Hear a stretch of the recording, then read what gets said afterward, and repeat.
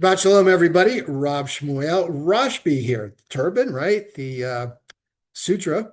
Can never, sometimes this screen makes it backwards, so I don't know. Hope you're seeing me frontwards. Anyway, uh, yeah. So this is Rashbi here with my Sudra and my timer, so I can make this a real 10-minute Torah, even though it's really kind of 11 minutes. So again, hope you're doing well. Hope you're enjoying your summer. Personally, I'm not looking forward to Labor Day only because that's the end of summer. I like the summer. I like it hot. So that's really great. And the Sudra is really interesting too. I mean, yeah, it's kind of a yarmulke. It is. It's what the yarmulke, the kippah, the skull cap used to be, and then it kind of dwindled in size, so Jews weren't as obvious, and people were always looking to harass us and oppress us and do whatever. And you just kind of get away from it sometimes. You look back over the last 2,000 years, and things have been real tough for us. Every time we get a nice little respite, like in Spain in the Middle Ages, there was a golden age. Kabbalists came from there. All of a sudden, Spain doesn't like Jews. In 1492, they're casting us out. A lot of people think a lot of Columbus's crew were Jews trying to escape Spain. So there it is. And unfortunately, we're seeing a reemergence of Jew hating. Yeah, that's the way I feel, folks. Today, you have this arm of the Democratic Party, the Democratic Socialists of America. And to be fair, yes, right wing, they got their whatever marching through the streets of Charlottesville with tiki torches, you know, and these people are considered progressive and liberal. And yet I would challenge anybody. And if you know, please let me know because I like to deal with truth. I see something and I want to know the facts. If I give you a fact and I'm wrong, I'll admit it because I want to know the facts. And I would challenge anybody to name me a Democratic Socialist of America candidate for office or position that does not demean Jews or Israel or Zionism. You know, I almost don't even think Zionism is kind of a made up word. What does it really mean? It's something that Theodore Herzl coined or applied for the idea of moving back to Israel. It was kind of a PR or a marketing thing, let's face it. So, Jews, what do we do? At the end of Yom Kippur, coming up soon, folks, we say next year in Jerusalem. Passover, the end of that, next year in Jerusalem. So anybody who theoretically engages or observes Yom Kippur or Passover is a Zionist if you're saying that. If not, you're a hypocrite, right? Okay, let's move on before I get carried away. Tzeitzei, when you go out. This is a really interesting portion. And there is a chock full of laws and commandments. In fact, I believe some of the commentary says that there are more laws and commandments stuffed into this particular portion than anywhere else. Sometimes I have a cheat sheet up there. Um, Now, again, this is Deuteronomy. This is one of Moshe Rabbeinu's discourses. And, he's basically giving Israel a cram course in Torah so they are prepared when they go out and when they conquer and settle the land. They're going to need to know this stuff. And what's one of the first things he says in this portion? When you go out and you're a soldier and you're engaged in war, and you see a woman of beautiful form or some woman that you feel is attractive, and this is a woman, on the enemy side, okay? There's the tendency, you're all hyped up, you got the adrenaline going, all the passions are going. So what do? You want to conquer and settle her as well. Nice euphemism, huh? But there are rules. Okay, now there has been this debate on whether he can have her once and then he has to let her wait out the 30 days, to grieve and not make herself up to look pretty. And then if he still wants her after 30 days, he has to marry her or else he has to send her back. He cannot sell her. He cannot make her a slave. He does not own her. He lets her go. Or maybe he has to wait the 30 days before he can have some type of relationship with her, physical or otherwise. And, it's kind of unclear. But again, in Judaism, we always, we have our disagreements. We want to know, you know, we like to discuss things and people disagree. And that's okay. Sometimes these things are left vague for a reason, so we can explore them, so we can analyze them, so we can debate them. So, uh, what else?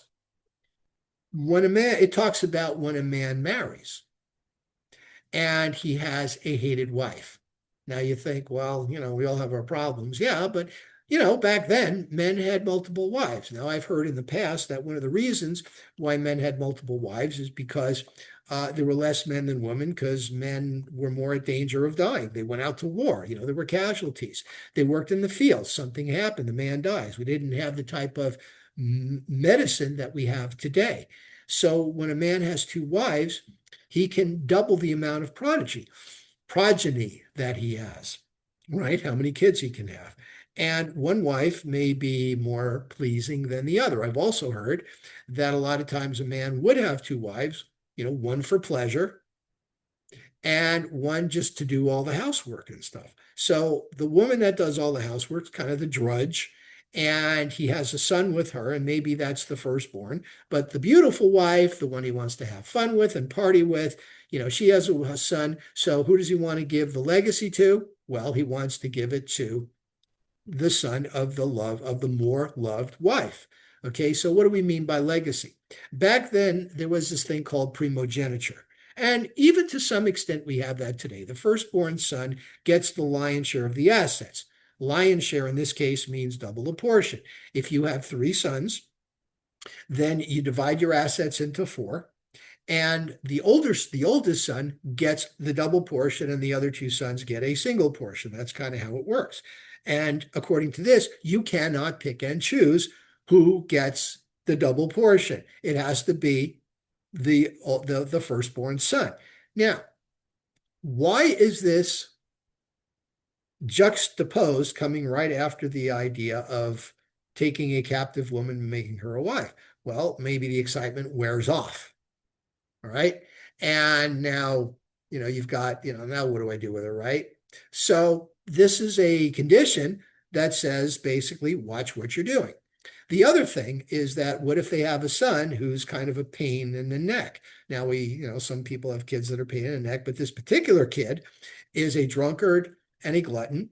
And that's one thing, but then he goes out and he starts to steal and harass people, and he's just an absolute horror. Now we've talked about the fact that he can bring them to the gates of the sages, and they can actually put him to death. Now one of the times I presented this during my introduction to Judaism class, this woman's jaw dropped. Well, as it would. But there are so many conditions that have to be fulfilled for that to happen. The rabbi said it never happens. It's just a warning. Watch who you marry, watch who you bring up. And there are other things here too. Somebody loses something. Finders keepers, losers weepers. Not in Judaism. You hold on to the object, you put the word out, hey, I found this thing, whose is it? And you hold on to it until somebody claims it. That's another thing that we do. Things are fair. Again, in business, you don't have two sets of weights and measures. You don't have a weight, for selling stuff that's real heavy. Let me see if I get this right. And one for buying stuff that's really light. So you're taking advantage of somebody and they don't realize you have two separate, weights. Let the buyer beware. Not in Judaism. Full transparency. So these are examples of the morality that we live with. But consider a theme. When you have these uneven weights and measures, let the buyer beware. You're taking advantages of somebody's ignorance. Okay,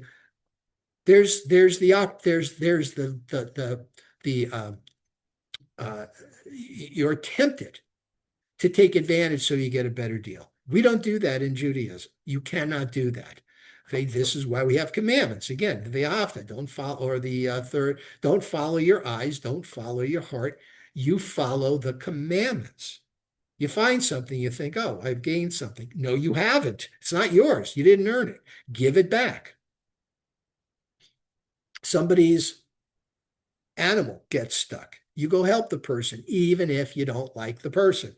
Would you allow the animal, the poor, helpless beast of burden, suffer? No, we're held to a higher standard. And this is the way we live. Now, in a closing argument, my closing remark, what if we all lived like that? What if we all lived by honesty? It's easy to give in to temptation, to not want to do the right thing to gain an advantage. Judaism says no, no.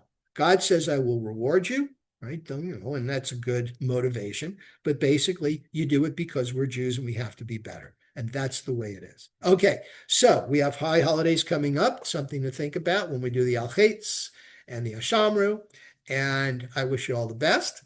Okay, so thank you again for listening and enjoying. Again, mysutra.com. Find one, a great, I love them.